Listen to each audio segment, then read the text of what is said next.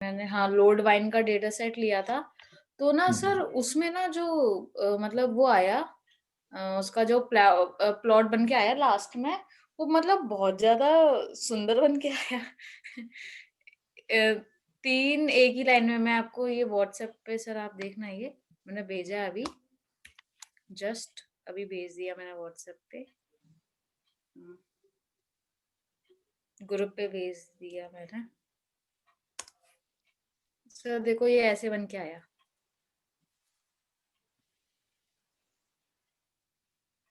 Okay, left में क्या है, बिंगा? अरे वो मैंने ऐसे ही नाम दे दिया।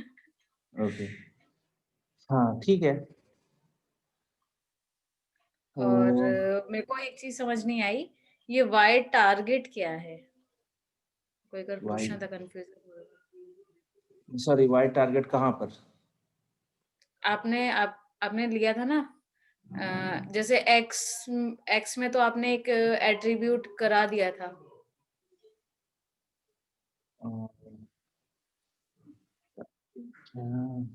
सर फर्स्ट ऊपर ऊपर ऊपर ऊपर ऊपर ये अ, अच्छा, ठीक हाँ है, ये, ये वाली चीज। तो ये मैंने क्योंकि बताया ये था मैंने ना कि बदल हाँ, हुआ नहीं, बदला नहीं है, और टारगेट उस मेरे साइड में भी टारगेट ही आया। क्योंकि तो एसक्यूएल से अगर आप कोई डेटा सेट डाउनलोड करते हो, यूज करते हो, तो उसमें उन्होंने टारगेट और वो कर रखा है, डेटा करके। आप कोई भी उठाओगे तो उसमें उन्होंने ये चीज कर रखी है। जैसे मैंने कल बहुत सारे एग्जांपल दिखाया था ना कि बहुत सारे डेटा सेट्स है एसक्यूएल के अंदर। तो उन बहुत सारे डेटा हम्म। सेट्स में मतलब कि सब में यही फॉर्मेट है। एक डिस्क्रिप्शन करके होगा, DESCR। एक डेटा करके की होगी, उसमें सारा डेटा होगा आपका। फीचर नेम्स करके होगा, ये कॉलम के नेम्स हो जाएंगे आपके। फाइल नेम करके होगा कि ये फाइल कहाँ से उठा रहा है। जैसे ये CSV फाइल है, आप चाहो तो, जैसे मेरे में ये दिखा रहा है कि ये यूजर लोकल पाइथन 3.6 पर है। आप अगर अपने लोकल डेस्कटॉप पे चलाते हो जुपिटर नोटबुक के अंदर, तो दिखाएगा कि ये फाइल उसने कहाँ से उठाई है। पूरा फोल्डर का पाथ मिल जाएगा। और ये टारगेट आपका, ये यहाँ से आ गया। तो मतलब कि फीचर और लेबल्स या फिर जो भी टारगेट है, वो दोनों चीज आपके एसक्यूएल के हर डेटा सेट में मिलेंगी, और वो इसी फॉर्मेट में होगा।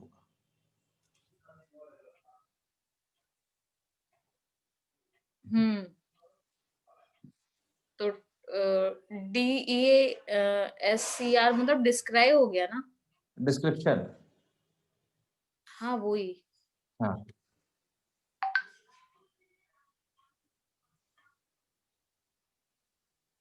मतलब मैं शायद समझ नहीं पा रहा हूँ आप क्या कह रहे हो। मतलब ये होना चाहिए कि नहीं होना चाहिए, या इसका मतलब क्या क्या? है?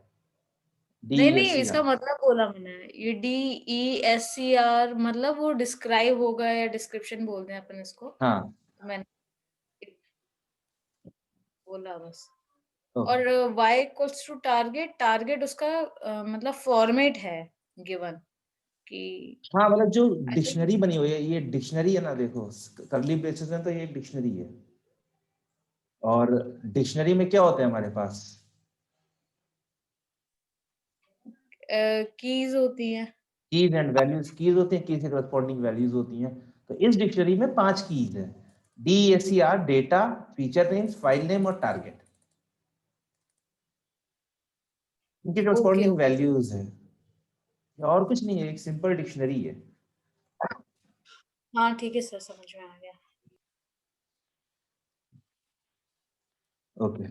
तो वो प्लॉट आपका सही है, वो जो बिंगा है वो, उसकी 3 ही वैल्यूज प्रेजेंट होंगी, तो इसीलिए वो 3 रोज में आया है। वो अच्छा प्लॉट नहीं है, बहुत बेकार प्लॉट है। मतलब देखने में अच्छा है, बट कोई इन्फॉर्मेशन नहीं दे रहा है वो मैं ये हाँ कहना चाह वो रहा थोड़ा हूँ। सा मतलब उसकी वैल्यूज ज्यादा है नहीं, मतलब अगर स्कैटर सही से होता तो और सही देखो, होता। जिस कॉलम की 3 ही वैल्यूज हैं, तो वो कॉलम कैसा होगा? कैटेगोरिकल होगा कि न्यूमेरिकल होगा, या कंटिन्यूअस होगा?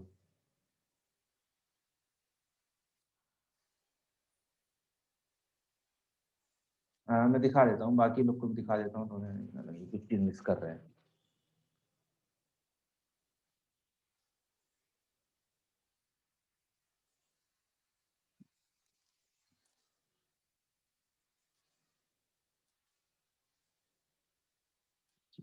ये है प्लॉट। तो वाई एक्सिस पे बिंगा है, एक्स एक्सिस पे जिंगा है, ये प्लॉट है। तो ये स्कैटर प्लॉट है क्योंकि सर्कल्स बने हुए हैं और 3 लाइनें हमें दिख रही हैं। तो ये 3 लाइनें मुझे क्या बता रही हैं कि बिंगा की जो वैल्यूज है वो खाली 0 है, 1 है और 2 है। खाली 3 वैल्यूज है बिंगा की।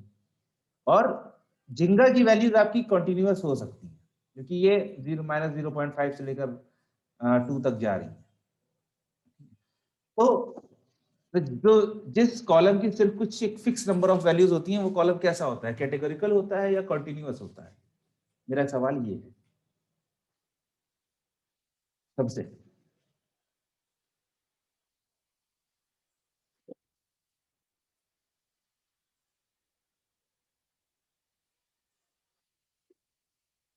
अगर मेरी आवाज आ रही हो तो।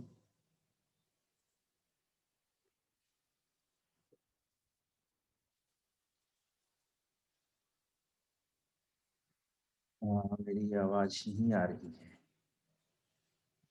ये आ रही है।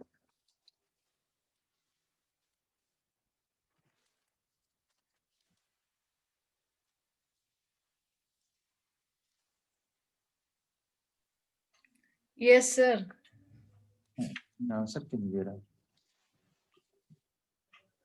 सर वो क्वेश्चन क्या था? तो चाय पीने चले गए क्या? चाय आ गई शाम की, ऐसा लग रहा है मेरे को।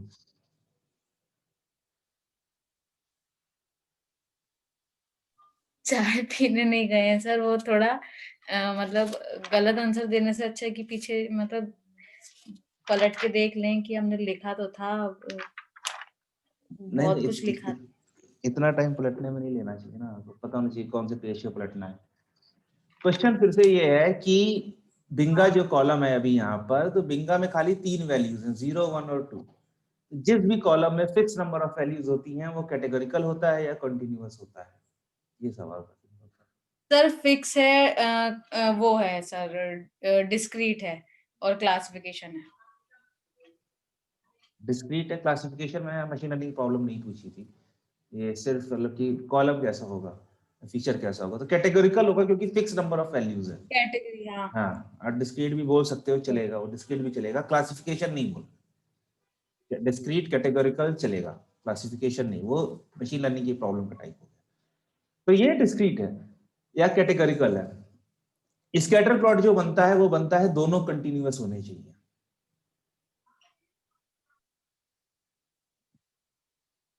यहाँ पर एक कंटिन्यूअस है, एक कैटेगोरिकल है, तो स्कैटर प्लॉट तो बनाना नहीं चाहिए क्योंकि तभी ऐसा प्लॉट आएगा। तो मतलब जब भी ऐसा प्लॉट दिखे तो सोचो कि तुम कुछ मतलब कुछ कोई गलत टाइप का प्लॉट बना रहे हो। एक कंटिन्यूअस है, एक कैटेगोरिकल है, तो आपको या तो बॉक्स प्लॉट बनाना चाहिए या फिर आप सिंपल बार प्लॉट बना सकते हो। ठीक है सर। हम्म। हम्म। क्योंकि यहाँ पर मैं इंफॉर्मेशन ऐसे उस तरह से कॉम्प्रिहेंड नहीं कर पा रहा हूँ। हाँ, ये सर जी सही हाँ। भी नहीं है वो। देखने में भले ही अच्छा लग रहा है मगर वो नहीं है सही। हाँ, कोई चीज वैल्यूज इंफॉर्मेशन नहीं भी दे रहा। ज्यादा नहीं दिखता। तो खैर ठीक है, यही है। तो शुरू करते हैं। क्लास शुरू करने के पहले मैं बस कुछ बात करना चाह रहा था। एरर शो कर दे, क्या हो गया इसको? ठीक है। आज की क्लास शुरू करने के पहले मैं बस थोड़ी सी बात यही करना चाहता था कि आ, कल मैंने जो किया वो गलत किया, तो मैं उस काम के लिए माफी मांगता हूँ। खास तौर से अभिषेक से, ये उसके ऊपर चिल्लाया, और बाकी सबसे भी कि ऐसा एक्सपेक्टेड नहीं था, मैंने अपना धैर्य खो दिया। जो कम से कम एक टीचर की ऐसी प्रॉपर्टी तो नहीं होनी चाहिए। अ, कुछ भी है, जैसा भी है, मैंने गलत किया तो मैं उसी के लिए मतलब कि सॉरी, माफी, और मैं पूरी कोशिश करूंगा कि ऐसा अब ना हो। मतलब कोशिश क्या करूँगा, कोशिश ही कर सकता हूँ मैं कि मन तो वो है, लेकिन हाँ, तो सॉरी अभिषेक अरे नहीं एंड सर, सारे। मैं आपको बताता हूँ सर, सारे जने घर पे बैठे हुए हैं, फ्रस्ट्रेटेड है, हम अपने जो नियर डियर होते हैं बीवी बच्चों वगैरह पे इतना चिल्लाते हैं, आपने भी अपना समझ के अपने वो बोल दिया, तो इसमें सर वैसे वो फॉर्मल वाली कोई बात नहीं है। और 1000 में से एक बार आपने मतलब ऐसे फर्स्ट टाइम ऐसे वो हुआ है, वो बीइंग ह्यूमन हो ही जाता है। और ये तो सारों का ही आजकल सर घर पे रह रह के परेशानियां ये वो सब कुछ है ना। और वो है थी, तो पहले बाहर जाते थे, थोड़ा सा फ्रेश माइंड होते थे या कुछ होते थे, तो ये जो चल रही है सर, वैसे भी आप गुरु हो तो ऐसा कुछ है नहीं सर है एक सर। बात बोलूं मैं? हाँ। सर कोई दिक्कत है नहीं, वैसे हम लोग को भी बुरा नहीं लगता।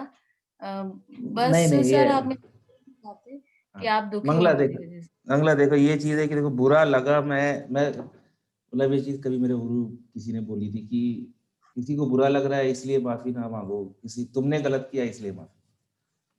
तो मतलब वो बुरा लगे ना लगे वो ठीक है, वो मंजूर है, लेकिन मैंने मतलब मुझसे वो चीज एक्सपेक्टेड नहीं थी। और मतलब मैं खुद ही काफी परेशान रहा कल की ऐसा क्या कर दिया, क्यों कर दिया मैंने। तो मैं फिर हम रात में लोग भी मैसेज लिखने वाला था, लेकिन मैसेज लिखने से पहले मैंने कहा मैसेज लिखने कोई फायदा नहीं है, जब क्लास होगी ये जो चीज़ है ना, नहीं सर, नहीं कोई सर, कभी अच्छा कोई अच्छा। दिक्कत नहीं, आप चिल्ला लीजिए, हाँ। मगर सर वो ये ना कि ना हमको भी सर बुरा लगता है कि मतलब हमने शायद गलत किया सर। हम बस ये है कि सर पूछना चाहते हैं ज्यादा से ज्यादा, क्योंकि ना हमें पता है कि सर आपके पास अच्छी खासी नॉलेज है, तो ये हो जाता है। हम अभी तक जितने भी टीचर से मिले ना, वो शायद हमारे इतने काम आ नहीं पाए हैं। ये हॉनेस्टली हम सब लोग बोलते हैं, ये शायद मेरे से सब एग्री होंगे। वैसे भी और सर आपको तो 100 खून माफ है, अभी तो आपने एक भी नहीं किया। तो हाँ, जब जिस दिन आपने अभिषेक ना की तभी लड़ाई जाती 99 है। खून कर दोगे ना, तो उस दिन आपको बोल देंगे आपका ना एक ही खून रह गया हुआ है ना, अब आप देख लेना। तब तक तो आप सर, आपका तो हक है, अपना कोई होता है ये तो सर, कि एक तो नहीं सर, इनफैक्ट होता है पता है कि हम मिस टीचर भी को करते हैं लाना। संडे की क्लास की, आप पढ़ाने नहीं आते। हम बहुत मिस करते हैं। हम लोग को इंतजार मंगला होता है कि मंगला ये ओवर हो रहा है। हाँ। ठीक है ठीक है। ये ठीक है, हाँ सर, कोई नहीं, अपना ठीक है। बच्चा अपने समझ के, अपना भाई समझ के, अपने बच्चा समझ के आपने थोड़ा बोल दिया, फिर क्या है सर, हम अपने बच्चे के ऊपर ऐसे चीखते चिल्लाते हैं अननेसेसरली थोड़ा, तो ठीक है सर। ऑनलाइन में यही फायदा है, कोई हाँ। कोई और पिट एक नहीं मिनट। सकता बस। नहीं मैंने भी ये हाँ। चीज सोची कि मतलब कि कहीं ऐसा नहीं है, क्योंकि जैसे जैसे जब कहते लोग कहते हैं कि ऑनलाइन पर लोग इतने बुरे इसीलिए होते हैं किसी भी वेबसाइट पर, जैसे ट्विटर हो गया, फेसबुक हो गया, क्योंकि सामने उन्हें वो बंदा दिखता नहीं है। तो मतलब वो कुछ भी लिख सकते हैं, जबकि अगर वही बंदा आपके सामने खड़े हो जाए तो आपके मुंह से एक आवाज नहीं निकलेगी। हाँ, तो मैं भी यही सोच रहा था इसी बारे में, कहीं ऐसा तो नहीं, मतलब क्योंकि ना किसी का चेहरा देख रहे हैं ना कुछ कर रहे हैं, तो मतलब अपने आप को ही तो रमजान समझ लिए हूँ। तो ये भी नहीं हो नहीं नहीं सकता सर, है, हमने पता तो नहीं सोचा मतलब। भी नहीं है।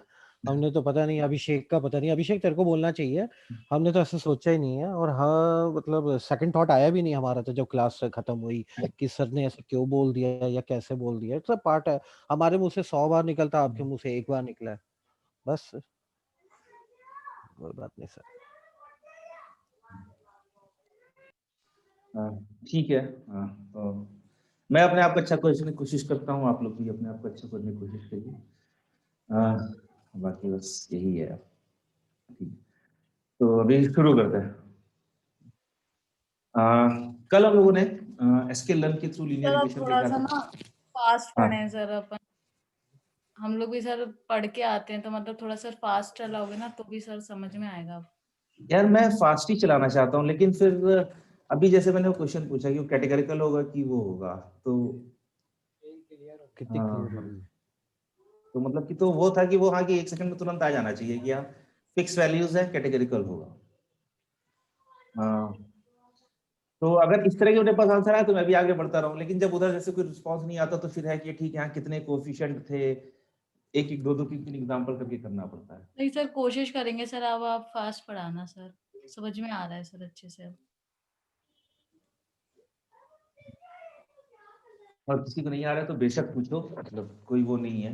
हाँ, कल जो हुआ उसको भूल के, क्या कुछ भी आए वापस वापस से पूछो, कोई दिक्कत नहीं है। पूरा तो कल लेवल हम है लोगों ना, ने देखा था एसक्यूएल के बारे में कि एसक्यूएल से लीनियर पूरा रिग्रेशन लेवल ही कैसे लेवल कर। है ना। कैसे करते हैं। और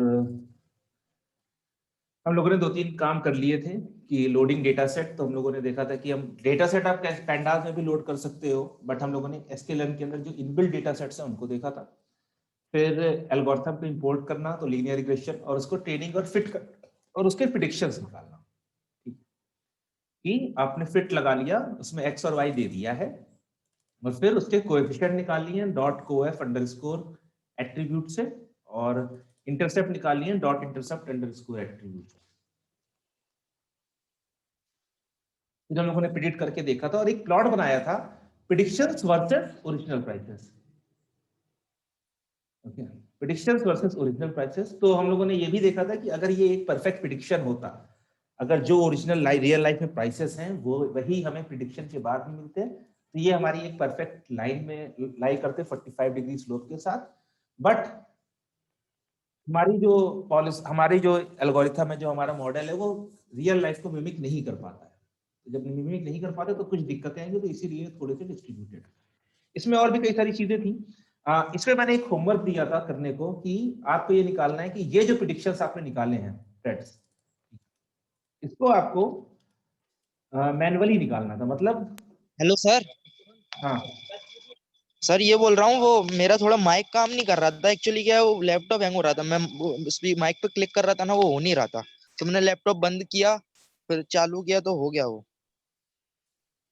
हाँ ठीक है, मतलब सर आप बुला रहे थे मुझे? नहीं तो मतलब बुला नहीं रहे थे, उन्होंने कहा हाँ बस सब है कि नहीं है। तो मैं सबसे क्वेश्चन पूछा था तो कोई आंसर नहीं दे रहा था, तो मुझे लगा सब चले गए। नहीं सर, मैंने भी माइक चेंज किया। मेरा भी माइक नहीं, मेरे में भी इशू था। तो वही था, मैं बुला नहीं रहा था अलग से कुछ।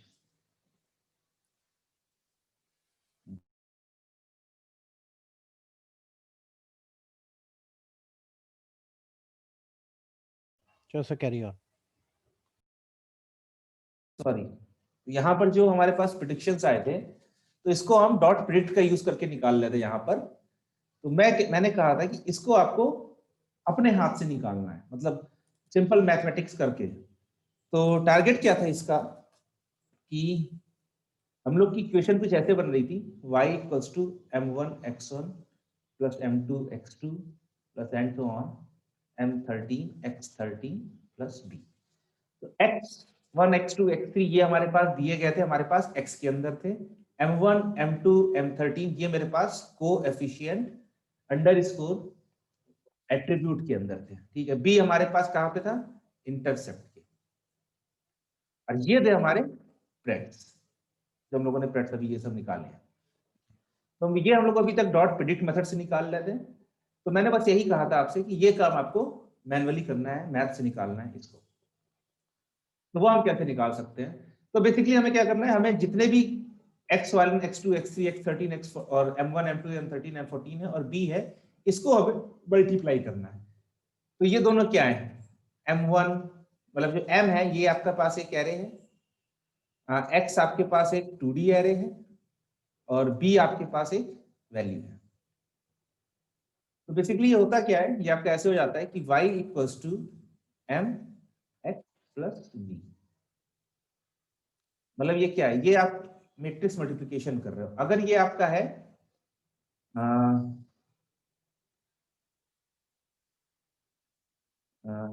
13/1 का और मैट्रिक्स है, और ये x मैट्रिक्स है आपकी 506/13, तो ये ऐसे तो होगा नहीं, प्लस b। तो मुझे इन दोनों को मल्टीप्लाई करना है और b को अपने ऐड करना है, मेन चीज ये थी। तो लेकिन मैट्रिक्स मल्टीप्लिकेशन में क्या होता है कि अगर मैं m/n और k/g की मैट्रिक्स मल्टीप्लाई कर रहा हूं, तो n इक्वल्स टू k होना चाहिए। ये पता है मैट्रिक्स मल्टीप्लिकेशन में कि अगर मेरी एक मैट्रिक्स का साइज m/n है और दूसरी मैट्रिक्स का साइज k/g है, तो ये तभी मल्टीप्लाई हो सकती है जब n इक्वल्स टू k के बराबर होगा। मतलब ये दोनों वैल्यू सेम होनी चाहिए। और मेरी आउटपुट आती है मैट्रिक्स m/g। Okay sir. आप मैट्रिक्स मल्टीप्लिकेशन नहीं पढ़ा आप लोगों ने? नहीं सर, पढ़ा है, ये पता है सर, को पता है ये। तो अगर आपकी मैट्रिक्स है 13/1 की और इधर है 1/13 की, तो अगर आप इनको मल्टीप्लाई करोगे तो आपका आउटपुट आ जाएगा 13/13, और ये तभी मल्टीप्लाई होंगी जब यहाँ पर सेम होगा। तो हमें y मैट्रिक्स है mx प्लस b को अभी अभी के लिए हम हटा देते हैं क्योंकि वो तो खाली ऐड कर रहा है, उसमें कोई दिक्कत नहीं। तो x है मेरी 506/13 की, y है मेरी, जो मेरा प्रेडिक्शंस होगा ये कितना हो जाएगा 506 या 1/506 आपके एक रो और 506 1/506। ओके, और x जो मेरा है, सॉरी ये x है, और m मेरा है, m कितने कोफिशिएंट है 13 कोफिशिएंट है ना, तो मैं इसको ऐसा कर लेता हूं कि मैं 1/13 इंटू 506/13, तो सॉरी, अच्छा इसका मैं ट्रांसपोज ले लेता हूं, मतलब इसकी रोज को कॉलम्स बना देता हूं, इसके कॉलम्स को मैं रोज बना देता हूं, तो ये मेरी हो जाएगी 13/506। तो 1/13 क्या है, ये मेरी m है, 13/506 क्या होगा, ये मेरी होगी x ट्रांसपोज। तो मुझे x को लेना है, x को ट्रांसपोज करना है और उसको m से मल्टीप्लाई करना है, तो मेरा यहाँ पर y आ जाएगा, और उसके बाद मुझे b को ऐड कर देना है। तो b मेरी एक वैल्यू है, तो उसको मैं रेप्लिकेट कर दूंगा 506 बार। क्या नहीं समझ में आ रहा, अभी मैं निकाल के दिखाता हूँ। तो मुझे करना है x का ट्रांसपोज लेना है, उसको m से मल्टीप्लाई करना है और b को ऐड करना है, तो मेरे पास प्रेडिक्शंस आ जाएंगे। तो पहले मैं इंपोर्ट numpy as np कर देता हूँ। x trans equals to x dot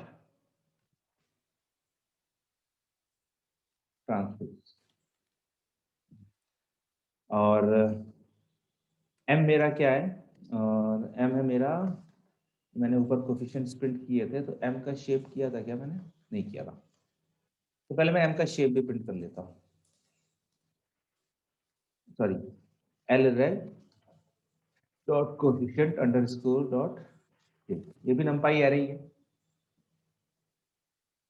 तो 13/1 का है, तो इसको मैं रीशेप कर लेता हूँ क्योंकि मुझे 1/13 की चाहिए। तो m equals to lreg dot coefficient underscore dot reshape,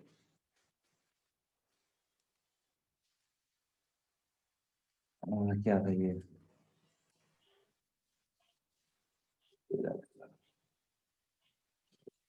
1/13 की, और अब मैं प्रिंट करता हूँ m डॉट शेप, तो 1/13 की हो गई, और x का शेप प्रिंट करता हूँ मैं, सॉरी x ट्रांस का शेप, तो 13/506 की, तो 1/13 और 13/506, अब मैं इसको मल्टीप्लाई कर सकता हूँ। एक काम मुझे और करना है, b है, तो मेरा b इक्वल्स टू हो जाएगा lreg डॉट इंटरसेप्ट अंडरस्कोर और b डॉट, तो ये एरर थ्रो कर देगा कि इसका कोई शेप नहीं है, एक नंबर है सिंपल,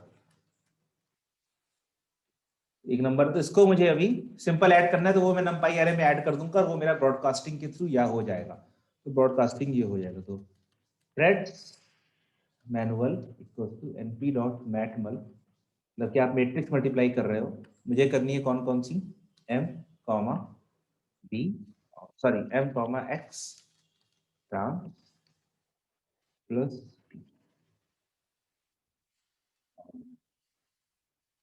threads manual,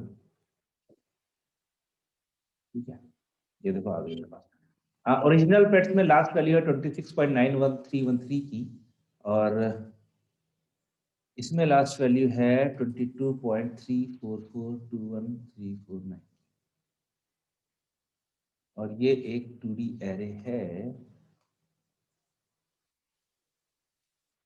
अच्छा जी, मैं एक चीज और कर देता हूँ।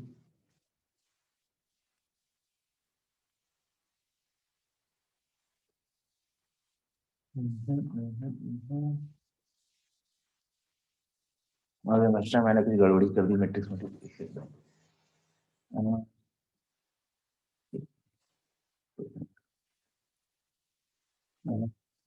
नाउ इनटू एक्स, तो m हो गया m1 m2 and so on, m13, x मेरा हो गया f1 f2 f3 f4 and so on f13। ये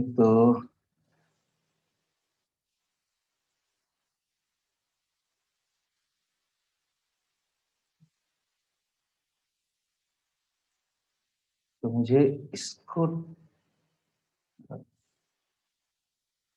इसको इधर करना पड़ेगा इंस्टेड ऑफ इसका ट्रांसपोज लेने के लिए। हाँ, और ये चीज पहले ट्राई करनी चाहिए थी।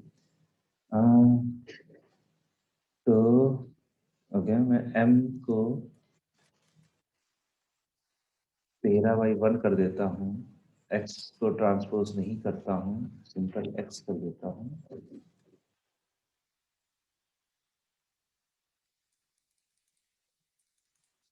n k f side 506 different from 13, 506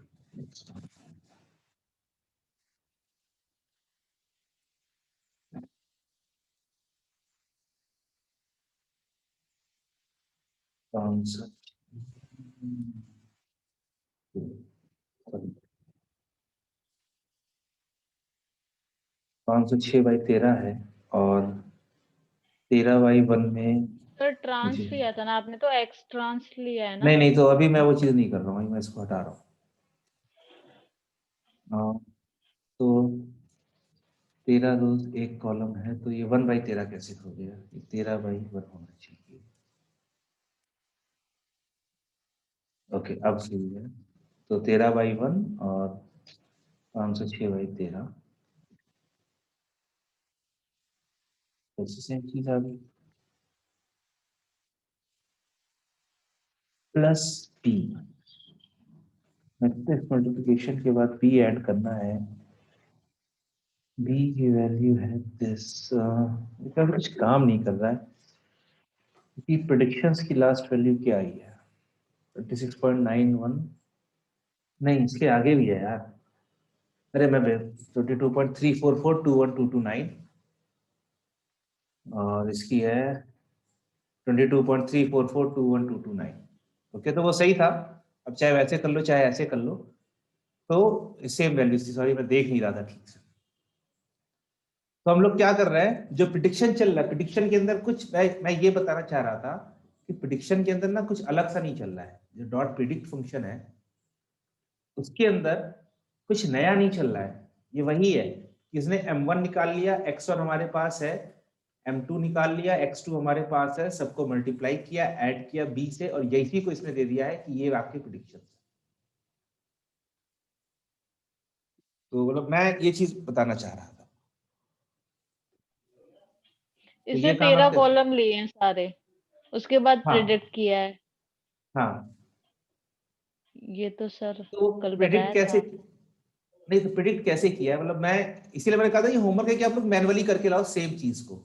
dot predict function की जगह सिंपल लंबाई के मैट्रिक्स मल्टीप्लिकेशन से आप ये काम कर लो। अच्छा, अगर आप थोड़ा पाइथन में जाओगे तो आप ये सोचोगे कि अगर आपको खाली मैट्रिक्स पता है, ठीक है, अगर आपको ये काम सी में करना होगा तो आप क्या करोगे? लूप्स लगाओगे ना, फॉर लूप्स, राइट? क्योंकि एक 2D यस। मैट्रिक्स है, एक 1D मैट्रिक्स है, यहां पर आपको कुछ लूप लगाना पड़ा? कुछ नहीं। नंपाई में आपने सारा काम मैट्रिक्स मल्टीप्लिकेशन और एडिशन एक लाइन में कर दिया। नंपाई इसलिए काफी फास्ट है। यहाँ पर हम लोगों ने इक्वेशन वही लगाई है, एम एक्स प्लस बी, बस यहाँ पर मैंने अब इसको एरे बना दिया, इसको एरे बना दिया और इसको एरे बना दिया, तीनों को एरे बना दिया और मैंने सिंपल मल्टीप्लाई कर लिया और मेरा काम हो गया एक लाइन में। ये चीज आके अभी हम लोग काफी करेंगे। आप एरे बना के मल्टीप्लाई कर लो। अगर ये मैंने कल करने को बोला था कि ट्राई करना इसको करने का, कि इसको मैनुअली सिंपल करके देखना होता है कि नहीं होता है। खैर प्रेडिक्शंस हो गए मैनुअली। अब मेरा मॉडल बन गया है। मेरा मॉडल कहाँ पर है? मेरे मॉडल का नाम क्या है? वेरिएबल का नाम है एल रैंक, ठीक है। इसको सिंपल प्रिंट कर देता हूँ तो बता देता है वो एक लीनियर रिग्रेशन का है। Fit intercept equal to 3 and job equal to normalise equal to false. तो अभी हम लोगों ने कुछ और नहीं किया है। अब मुझे ये चेक करना है कि कितना अच्छा है। शायद मैंने यहाँ पर getting goodness of fit RMSE R2 square, ये वाला काम हमारा रह गया। तो अब हमें ये वाला काम करना है, R स्क्वायर और RMSE निकालना है। तो ये हम लोग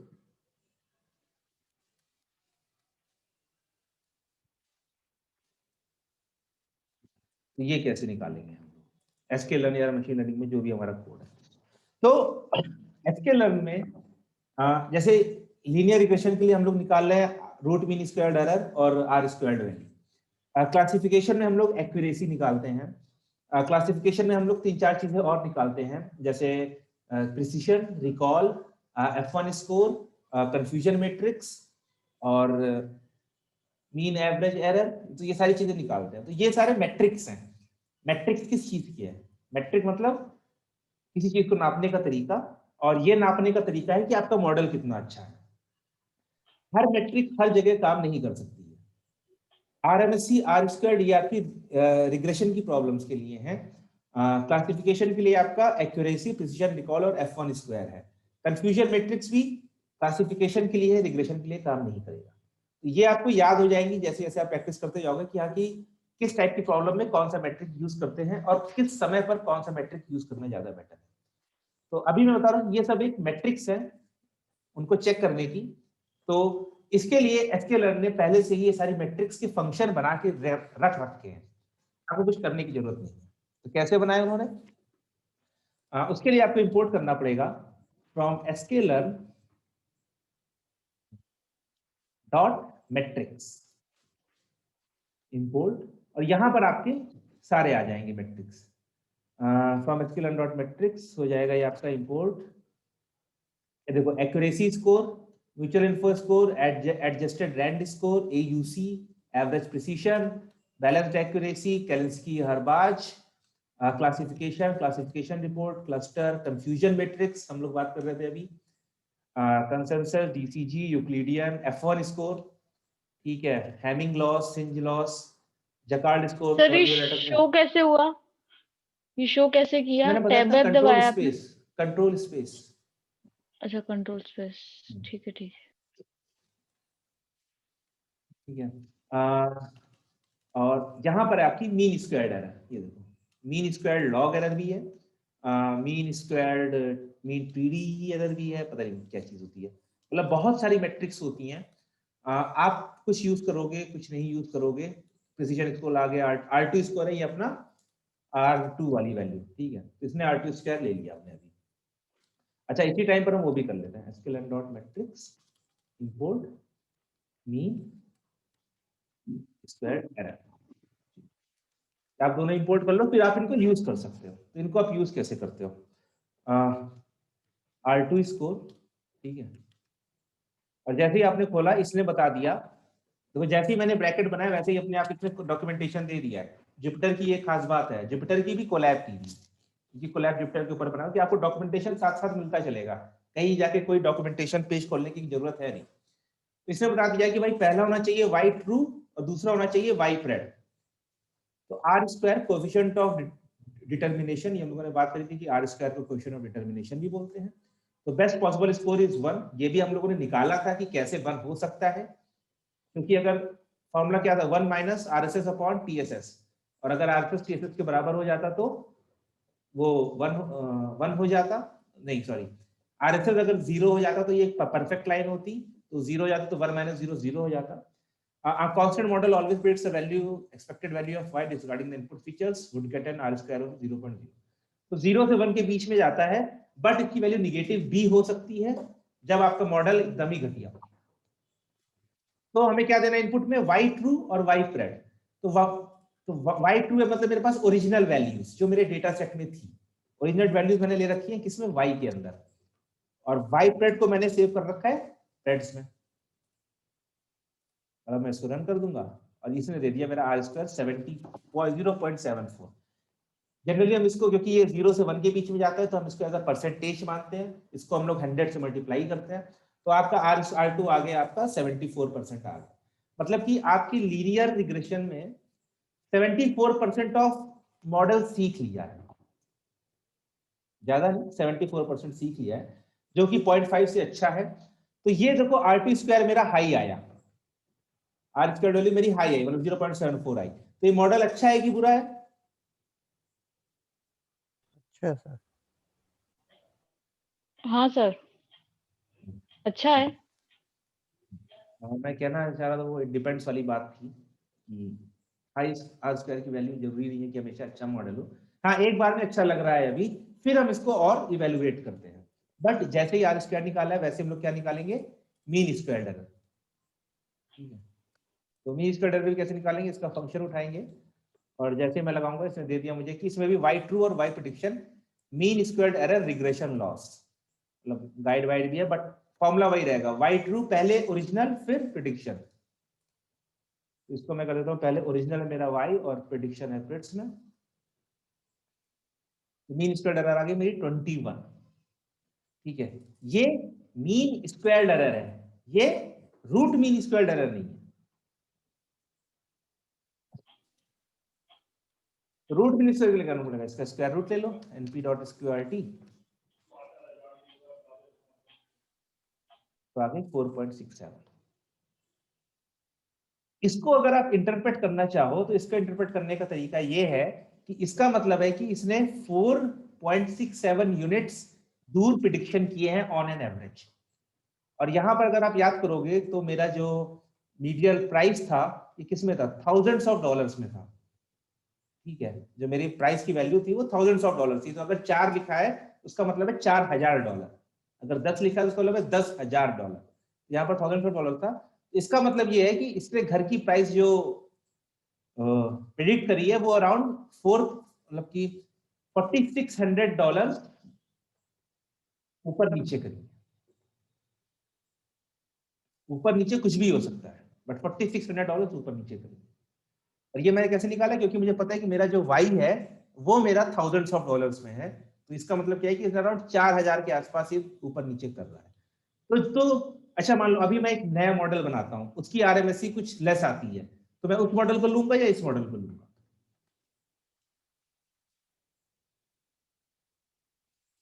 मान लो कि नए मॉडल की रूट मीन स्क्वायर एरर आती है 2.3।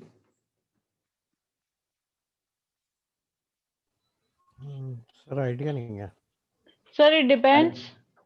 नहीं नहीं, अभी तो सही हुआ ना कि देखो इसमें आरएमएससी की वैल्यू आई 4.67, तो इसका मतलब क्या हुआ कि जो मेरा मॉडल प्रिडिक्ट कर रहा है, जो प्राइसेस प्रिडिक्ट कर रहा है वो अराउंड $4,500 ऊपर नीचे है। जब मेरी ये 2.3 हो जाएगी तो उसका मतलब क्या हो जाएगा कि अब जो प्रिडिक्ट कर रहा है वो $2,500 ऊपर नीचे है। तो जो सर वो 2,500 सेकंड वाली, सेकंड नियर वाला ज्यादा जीरो बेटर होनी है। चाहिए सर। हाँ, सेकंड वाली सेकंड है वाला ज्यादा 2,500 बेटर वाली। है, सेकंड वाला ज्यादा बेटर है। अपन को जीरो के पास।